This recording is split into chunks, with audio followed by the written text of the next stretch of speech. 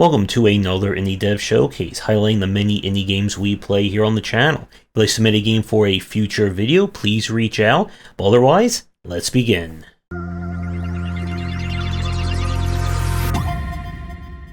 For our first game, this is Mischief, a JRPG-inspired title where you'll be exploring a world full of JRPG tropes, making fun of them, and having you try and save it from the big bad and lots of random encounters.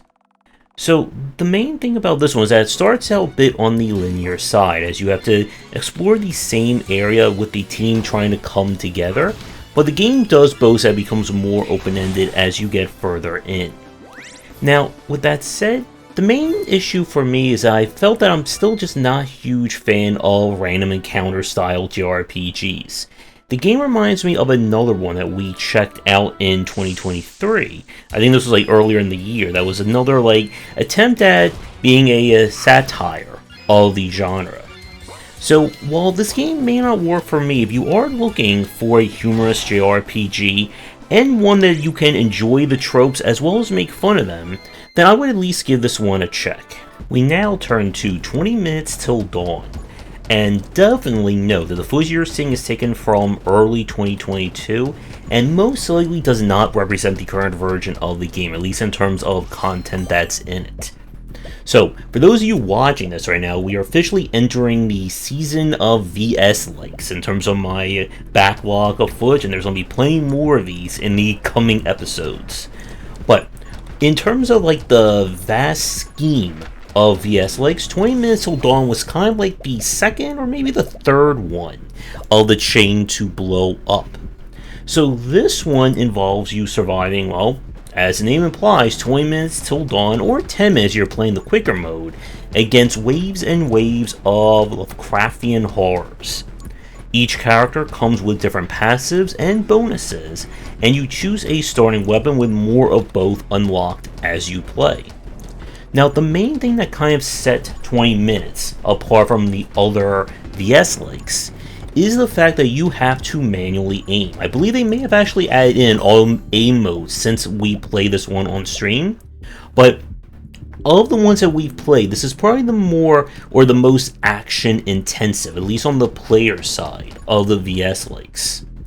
So the big thing here is the kind of escalation of your powers. As you level up, you'll choose from randomly chosen perks that belong to kind of different trees. When you get those perks, they'll unlock the next kind of part of that chain. And of course, the more you level up, you'll get access to synergies, special upgrades, character-specific ones, and so on and so forth. Until you, of course, become walking death in the area. As the time counts down, the threats will get more dangerous, mini-bosses are introduced, and the game just goes on along those lines. Similar to that of Vampire Survivors, or even something going back to the Binding of Isaac, the mix of the different perks, weapons, and so on can lead to that kind of snowballing, you have become death style of gameplay that I really do like. But I think the main issues I had with the game, at least in the version that we played, it still felt a bit content and kind of growth starved compared again to the monolith that is Vampire Survivors. Since we have played this, more characters have been added, perk trees have been changed or removed, so there has been growth along those lines, but I don't know if the game has anywhere near the same levels of secret combinations and more things to do, and maybe no other Vampire Survivor will ever reach that same level. But if you are a fan or you haven't yet gotten tired of the formula and looking for one that does require a lot more involvement by the player, then I would definitely recommend checking out 20 Minutes Till Dawn. We now have Blast Brigade versus the Evil Legion of Dr. Creed. This is a Metroidvania by way of kind of a Metal Slug or run and gun. The game's humor and story is planted firmly, tongue in 80s cartoon cheek. When the evil Dr. Creed is trying to take over the world, it is up to the Blast Brigade to go out and save us. But of course, things go wrong, and it's going to be up to our one lone hero here, who likes guns, action, and more guns, to try and save the day. So the main thing that kind of sets Blast Brigade apart from the other Metroidvanias that we play is that you are not playing this game in melee. This is all about guns and pew-pewing, as well as jumping around fighting enemies. The world design is once again set up to allow for different routes based on the available upgrades and abilities you will get. The game's kind of like main unique element as a Metroidvania is that due to plot-related issues, you will gain the ability to swap with different characters. Each character comes equipped with their own weapon, their own kind of like movement tech power, so it's very much kind of like in the Trine style in that respect. But the game itself will have lots of upgrades, there are multiple things to explore, go off the beaten path, and so on. Now, there were some complaints looking at the forum in terms of difficulty of some of the bosses. Things can get a little bullet spongy here and there. All in all, from what we played of this one, the movement and general kind of platforming tech feel on point. My only, I think, major issue with this game is that it didn't really do anything that would set itself apart from other Metroidvanias in terms of the general Metroidvania feel. The gunplay, again, does make things a little bit differently, but level design is still going to have you exploring giant mazes of environments, trying to figure out where you need to go next, what order you need to get upgrades, and, of course, finding more MacGuffins here and there. So this is one of those games that, if you are starved for new Metroidvanias, I would at least give this one a check and see if you can enjoy it, but there are just so many high-quality examples of the genre that it can be very hard for it to stand out, no matter how many guns and explosions you can throw in. So with that said, we're going to take a quick break. When we come back, we have 3 more games to look at for the showcase this week. And if you're interested in my thoughts on design, then check out my game design books. For entry-level students, we have 20 essential games to study, and then the Game Design Deep Dive series that takes an extensive look at different genres, with more coming soon. Now up is Draft of Darkness. This is a survival horror deck-building roguelike. The footage that you're seeing once again is taken from early access and may not represent the current version of it. Our story is that the world has gone, well, to hell. As one of the few remaining survivors, it's going to be up to us to explore, try to make sense out of things, and figure out what the heck happened. So the game itself is split between running or exploring each area, much like in a traditional roguelike, and then the deck building style combat that you see here. Each character belongs to a different class. Those classes can equip or prefer to use specific weapons and items, which said weapons and items will represent the cards that you'll have access to. Each class can also get access to specific class-specific cards when they level up, and each card will have conditional aspects to it. They will use different resources beyond just your standard energy or AP. If you look in the upper left-hand corner, you'll see different resources like bullets, batteries, chemicals, and so on. And many of your more advanced cards will consume said resources in order to use them.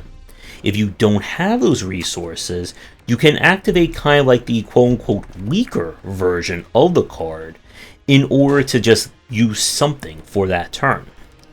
Now, the enemies will come in all varieties, from bugs and rats to zombies to more stranger things. And I kind of like the dynamic of the kind of resources really influencing the cards, and it means that combat is a lot more than just play your best cards and hope for the best. With that said, this one can be a little bit tricky to learn. You'll find different gear randomly generated with different rarities, bonuses, and may take some doing in order to figure out how you want to best build a character and what is the best way to fight some of these enemies.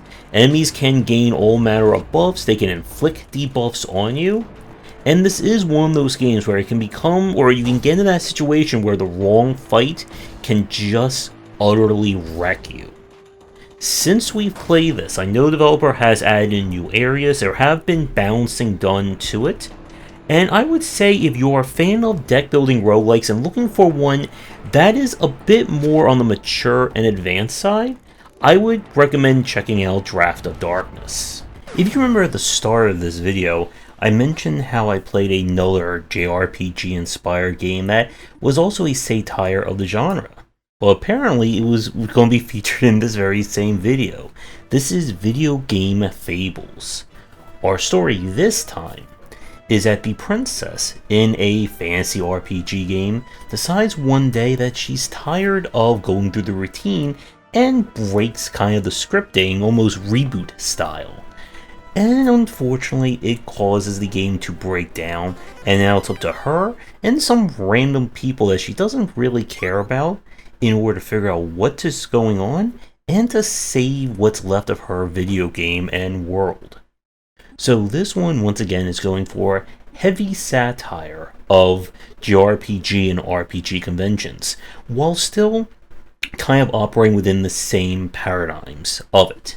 You'll explore the world, get into random battles, and use your characters and their myriad of strange abilities in order to win. Now, progression is going to be tied to finding items and means of upgrading gear, and the game definitely looks like it's going to be a little bit more different than your standard fare, as combat kind of reminds me a little bit of like the Paper Mario games, in terms of different characters having strange abilities and then having to figure out how to get around them.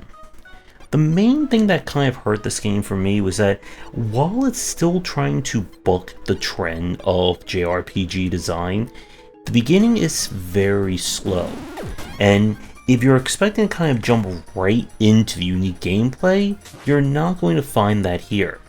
But I really do like the aesthetic of this game, using the kind of almost like 3D pixel style. And there's definitely a lot here for fans looking for an RPG that's going to make as much fun of the genre while doing things differently with it. So if you're not JRPG out after our first game on the list here, then I also would recommend checking out Video Game Fables. And now for the last game on the list, I can tell you it is definitely not an RPG. This is Kokoro Ultimate, a fighting game where kind of the unique twist here is that characters can transform into kind of like their beast mode version and fight with a completely different moveset.